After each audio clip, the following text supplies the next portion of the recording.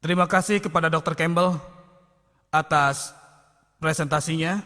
Sekarang kami tampilkan Saudara Sabil Ahmed memperkenalkan pembicara berikutnya, yaitu Dr. Zakir Naik. Assalamualaikum warahmatullahi wabarakatuh. Saya berbahagia sekali dapat memperkenalkan salah satu sarjana terbaik di masa kita, Dr. Zakir Abdul Karim Naik. Usia 34 tahun, beliau adalah Presiden Yayasan Penelitian Islam di Bombay, India. Meskipun beliau seorang dokter dengan pelatihan yang profesional, Dr. Zakir Naik terkenal sebagai seorang orator internasional yang dinamis tentang Islam dan perbandingan agama. Dr. Zakir Naik sudah biasa menjelaskan pandangan Islam dengan berdasarkan pada Al-Quran, Al-Hadis, dan kitab-kitab agama lainnya, dan juga menganut pada alasan logis dan pada kenyataan ilmiah. Beliau sangat termasyhur atas analisa kritisnya dan jawaban yang meyakinkan terhadap pertanyaan-pertanyaan menantang yang dilontarkan para hadirin setelah ceramahnya. Pada 4 tahun terakhir ini, Dr. Zakir Naik telah mengirimkan lebih dari 400 kuliah umum di seluruh dunia, sebagai tambahan dari beberapa ceramahnya di India. Beliau biasa tampil di beberapa program TV satelit dan internasional di beberapa negara dunia. Dia telah membuat buku perbandingan antara Islam dengan agama lainnya. Beliau juga berperan dalam beberapa simposium dan dialog dengan tokoh-tokoh termasyhur dengan kepercayaan agama yang berbeda-beda. Sekian, Assalamualaikum. Dengan ini saya umumkan, setelah ceramah oleh kedua pembicara dan sesi tanggapan, kami semua akan membuka sesi tanya jawab terbuka. Jadi mereka yang datang terlambat mohon dicatat, kami memberikan kesempatan bertanya langsung lewat mic, diikuti dengan pertanyaan lewat kartu indeks. Bapak-bapak dan ibu-ibu, kami persilakan kepada Dr. Zakir Naik untuk menyampaikan ceramahnya.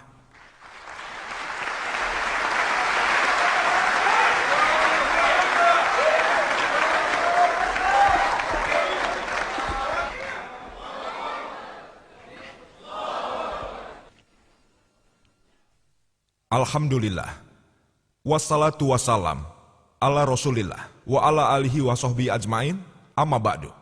A'udzubillahi minasyaitonirrajim. Bismillahirrahmanirrahim. Sanurihim ayatina fil afaqi wa fi anfusihim hatta yatabayyana lahum annahul haq. Afalam yakti bi rabbika annahu ala kulli syai'in shahid. Bismillahirrahmanirrahim. Rabbis rohli sodri wa yassir li amri wahlul uqdatam min lisani yafqahu qawli.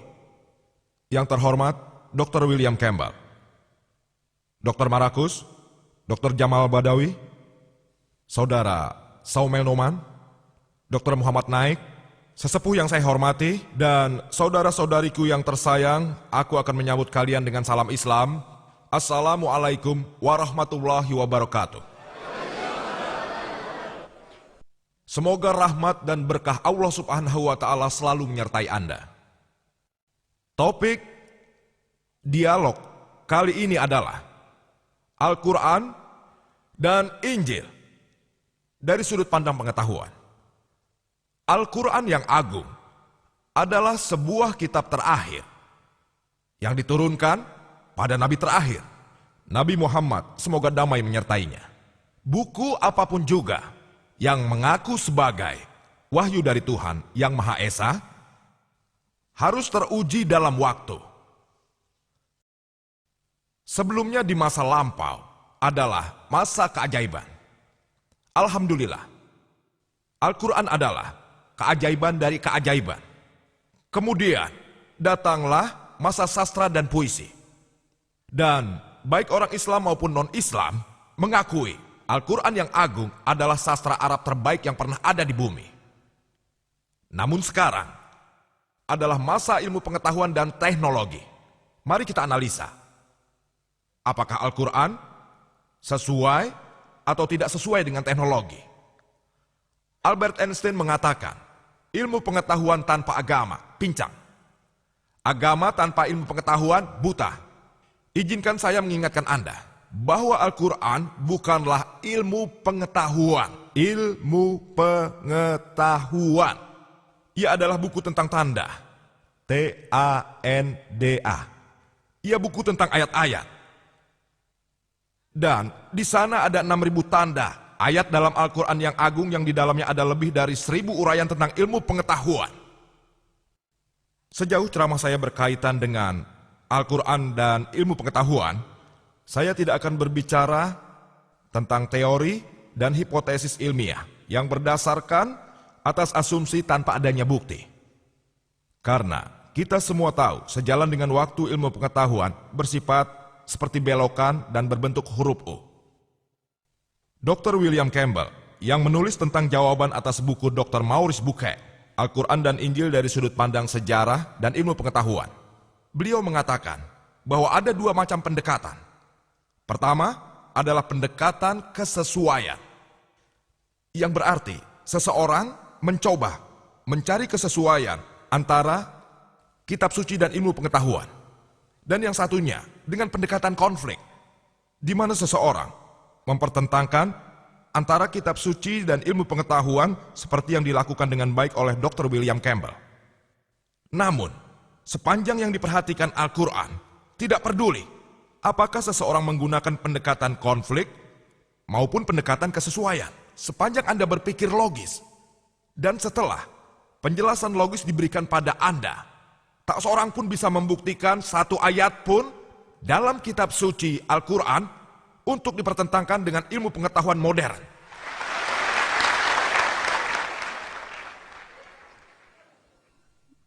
Dr. William Campbell telah menunjukkan berbagai dugaan kesalahan dalam kitab suci Al-Quran.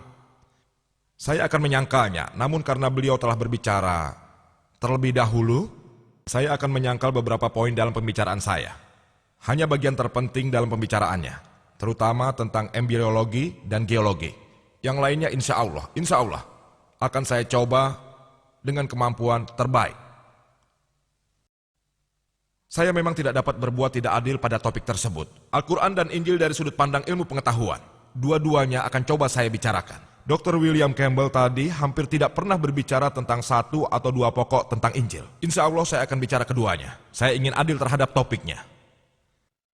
Sejauh yang Al-Quran dan ilmu pengetahuan modern pahami, dalam bidang astronomi, para ilmuwan dan ahli astronomi pada awal-awal dekade, mereka menjelaskan bagaimana alam semesta terbentuk. Mereka sebut ledakan besar, dan mereka mengatakan awalnya ada satu nebula utama, yang kemudian terpisah karena adanya ledakan besar, yang menyebabkan terbentuknya galaksi, bintang, matahari, dan bumi kita berpijak. Informasi ini termaktub dalam kulit pada Al-Quran, Al-Anbiya 21 ayat 30 yang mengatakan, Awalam yarol lazina kafaru. Apakah orang-orang kafir tidak tahu? Anna samawati wal ardo. Bahwasannya langit dan bumi itu keduanya dulu pernah bersatu.